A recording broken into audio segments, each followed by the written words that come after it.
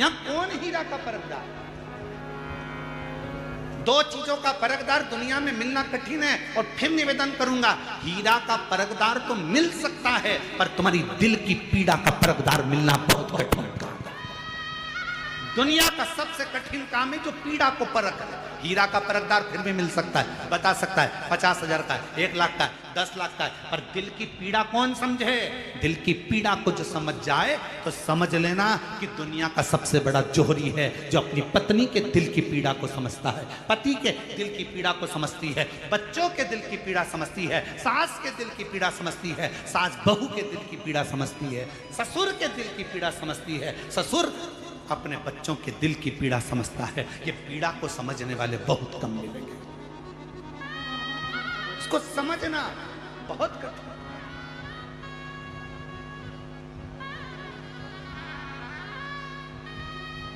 कभी कभी मिलने वाली, चलो मैं तुम्हारे साथ चलूं। महिषासुर का भी ऐसा ही था, अपनी सारी रानियों से प्रेम करता था, गजदंती पर ध्यान नहीं देता था। महिषासुर मर गया, प्राण जिस दिन छूटे, अंतिम संस्कार जिस दिन हुआ, उसके कुछ समय के बाद गजदंती को मालूम पड़ा कि मेरा गर्भ ठहरा हुआ है, मेरा गर्भ है। ये गजदंती को मालूम पड़ा। पति दिखता नहीं था, उसने तो शादी इसलिए करी थी गजदंती से क्योंकि वीर बड़ी थी। गजदंती का नियम था, जिस रास्ते से निकल कर जाती थी उस राह में अगर कोई विधर्मी भी खड़ा हुआ है तो उसके शरीर के तेज से वो जलकर भस्म हो जाता था।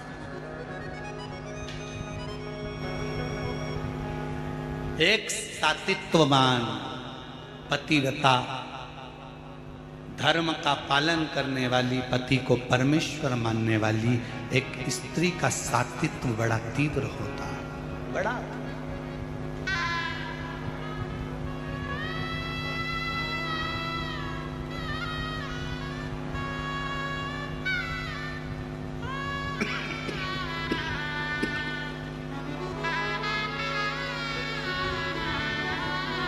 कितनी माताएं बैठी हैं जो अपने पति के रोज पांव छूती हैं। जरा हाथ तो उठाओ, जो अपने, सही में उठा ना झूठ में उठाए तो तुम्हें उठा लेगा। सत्य सत्य में उठाओ, जो अपने पति के रोज पांव पड़ती हो। 1 2 3 4 5 6 7 8 9 10 10:30 10:30 इसलिए उठाया था, गिरा दिया, मैं समझ गया त्योहार पे पढ़ती हो। अच्छा जाने दो, अब तुम में से वो उठा लो, तुम नहीं पढ़ती हो तो वो पढ़ लेता हो। कभी कभी ऐसा भी होता है, कभी कभी पति को भी तुम्हारे पढ़ना पड़ता। चुप हो जा, मैं तेरे पांव पढ़ लूं, तू चुप हो जा, मैं तेरे हाथ जोड़ लूं, तेरे पांव पढ़ लूं, तू चुप हो जा, चुप हो। अरे थोड़ी तो शांति रख ले, थोड़ा तो धीर धर ले। इस कथा में महाराज जी, महादेव महाराज जी, इसमें हमारे शंकर पार्वती की हमको बड़ी याद आती है। इस कथा में महादेव, हम आपको भी कहेंगे, तुम भी शिव पार्वती ही हो, चलेगा। तो हमारे देवादिदेव महादेव पार्वती जी से कहते हैं, पार्वती तू जब असुरों को मारने के लिए जाती है, तू जब असुरों का संहार करने को जाती है ना, तो भगवान शिव कहते हैं, पार्वती मेरा मन करता है कि मैं तुझे नमन करूं, क्योंकि तू दुष्टों का संहार करने के लिए जा।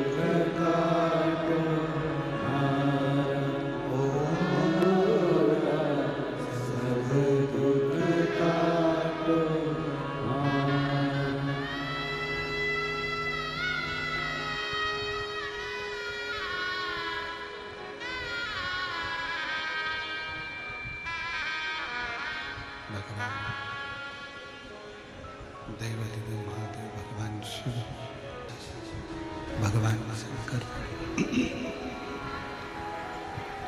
जिनकी पवित्र कथा कर रही है, शिव महापुराण की कथा वर्णन कर रही है, शिव तत्व कर रहा है। गजदंती को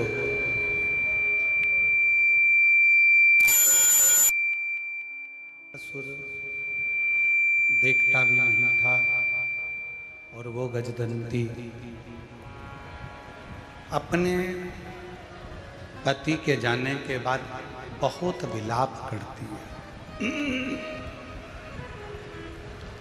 बहुत विलाप करा, रिटर्न नहीं आ रहा है। बहुत विलाप करा और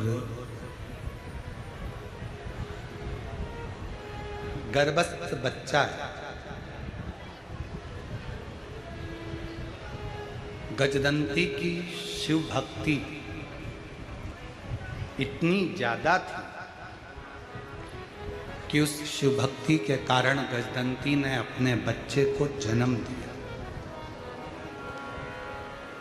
अभी कथा में कहा था आपको कि डिग्री बच्चों को दिलाओ, डॉक्टर भी बनाओ, इंजीनियर भी बनाओ, सब कुछ बनाओ, साथ में संस्कारवान होना जरूरी।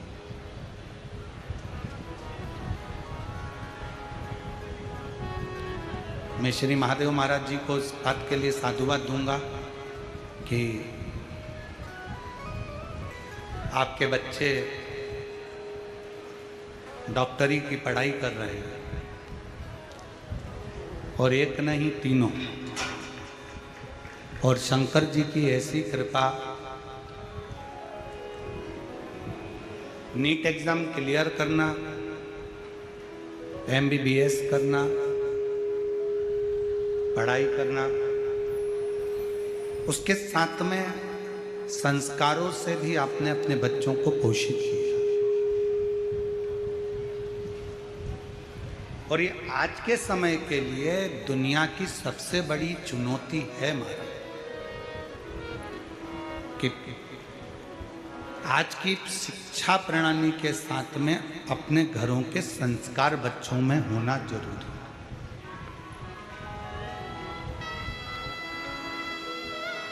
बहुत जरूरी।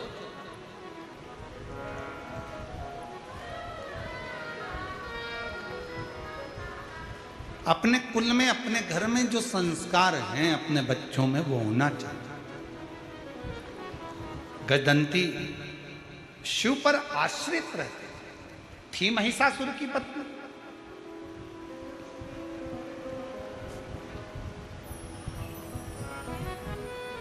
असुर था महिषासुर। ऐसा नहीं है कि गजदंती भी असुर नहीं थी, गजदंती भी असुर थी। पर आपको कथा में कहा है, पहले भी कहा, आज फिर कहते हैं कि मेरे शंकर भगवान का कोई दुश्मन नहीं है। देवता भी उनके दोस्त हैं तो असुर भी उनके दोस्त हैं।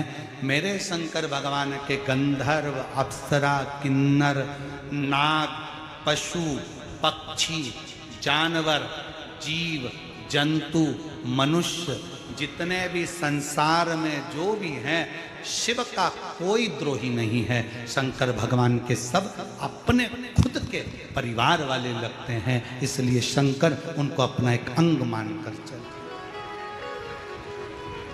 शिव का कोई द्रोही नहीं, शिव का कोई दुश्मन नहीं। एक बार शंकर भगवान से नाता तो जोड़ो। शिव जी से जिसने रिश्ता जोड़ा, मेरे ओघड़दानी ने उसका हाथ पकड़कर उसको मंजिल तक पहुंचाया। एक पत्र अच्छा है, देखिए। आपके प्रति भी नहीं था और ना आपकी कथा के प्रति, पर पहली बार टीवी पर आपकी कथा सुनी तो विश्वास जागृत हुआ कि दुनिया को इतना दिया है तो मेरा शंकर मुझे भी देगा। ये विश्वास रखकर मैं पशुपति व्रत करना चालू करी। पहले सोमवार को पूजन की सामग्री लेकर भगवान शंकर के दरबार में पहुंची। उसके पहले दिन जब मैं पूजा कर रही थी, मेरे पूजा के थाली में ना जाने कहां से एक बेलपत्र आ गया और एक कमलगट्टा आकर गिर गया। मैं समझ नहीं पाई। भगवान की पूजन करी, दिया लगाया, शाम को दीप लगाया, घर के दरवाजे पर दीप लगाया, सफेद आंकड़े की जड़ का प्रयोग करा। लोग कहते थे जब इसको 10 साल, 15 साल, 19 साल, 20 साल औलाद नहीं हुई तो अब क्या औलाद होगी। दुनिया ताना देती थी गुरुदेव, अपशब्द कहती थी। मुझे क्या पता था कि ये शिव महापुराण की कथा नहीं है गुरुदेव। मुझे तो लगता है मेरे शंकर भगवान दुनिया के दुख हरने के लिए संसार में आए हैं। मुझे लगा कि ये शिव पुराण की कथा में कुछ तो है।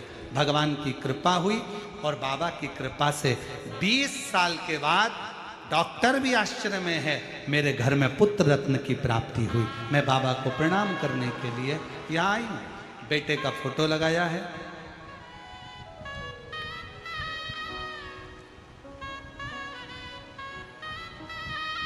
और शिव को भजना एक पत्र और अच्छा देखिए। 20 साल के बाद कर आ गई। मुझे क्या पता था कि कुबेरेश्वर धाम दुखों को हरता है। कंकर शंकर पूजन कर कर वहां की मिट्टी को ले आई, कंकर ले आई, उस पर पानी चढ़ाती, शरीर पर लगाती। आज बाबा की कृपा से मेरे शरीर की पूरी सोरायसिस की बीमारी खत्म हो गई जो 40 साल से मेरे शरीर में थी। मैं बाबा को यहाँ पर प्रणाम करने के लिए आई हूँ। बाबा की कृपा मुझ पर हुई है। शिव तत्व एक विश्वास के साथ, एक भरोसे के साथ, एक दृढ़ता के साथ को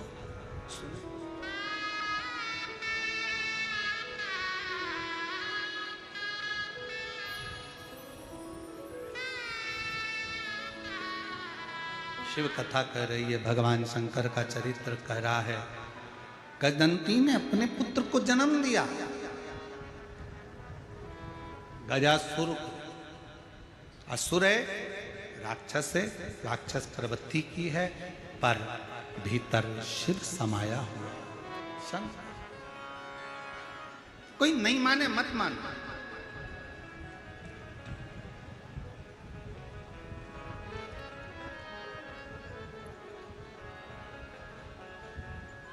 कई माताएं हम लोगों से कह देती हैं, हे गुरुजी मेरे घर के लोग मंदिर नहीं जाते,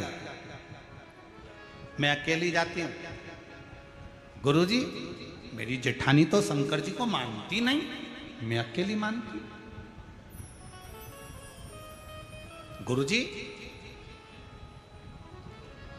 मैं अकेली मंदिर में जाकर एक लोटा जल चढ़ाती हूं, मैं अकेली मंदिर जाती हूं, मैं अकेली कथा में आती हूं, मेरे घर के लोग तो मानते ही नहीं है। मेरा निवेदन है जीजियों से, मेरे जीजाओं से, ये तुम्हारे मन से निकाल दो कि मैं अकेली भगवान का भजन करती हूँ। याद रखना 3 जगह पर अकेले ही जाना पड़ता है। पहले नंबर पर शमशान में अकेले ही जाना पड़ता है। दूसरे नंबर पर सिंहासन पर अकेले ही बैठना पड़ता है। और तीसरा अपनी मंजिल तक अकेले ही पहुंचना पड़ता है। सिंहासन, सत्ता और शमशान,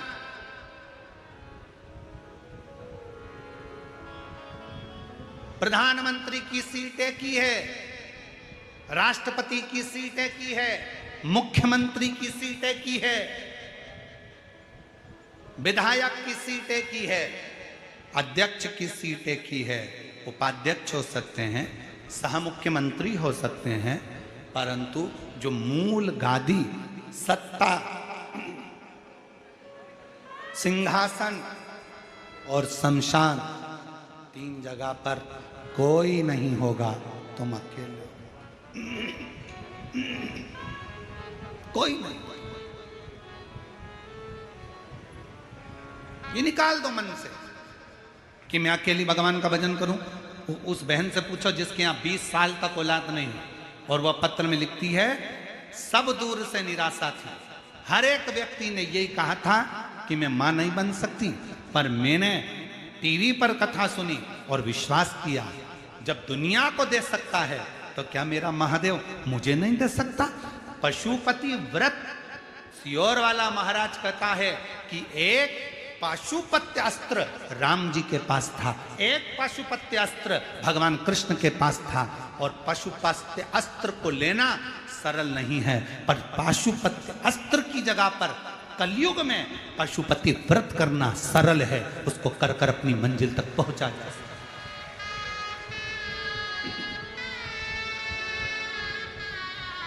उस तक पहुंच सकते हो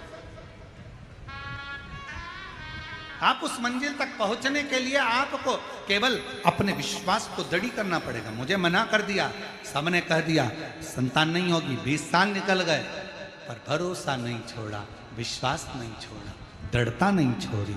और आज बाबा की कृपा से 20 साल। किसी माँ से पूछना कि जिसके यहाँ 2 साल 4 साल 5 साल संतान नहीं होती ना, उसको कैसा महसूस होता है। जिसके यहाँ 20 साल के बाद अगर गोदी में लाल दिया हो बाबा ने, तो उससे पूछना कि उसकी जिंदगी की सबसे बड़ी पूंजी और खुशी मिल गई। और कहो बाबा से, जो प्रार्थना हम करते हैं वो प्रार्थना तुम भी करो। हे मेरे भोले बाबा, हे मेरे शंकर, किसी स्त्री की, किसी नारी की गोद कभी खाली मत रखना, और किसी पुरुष की जेब कभी खाली मत रखना, भर कर रखना।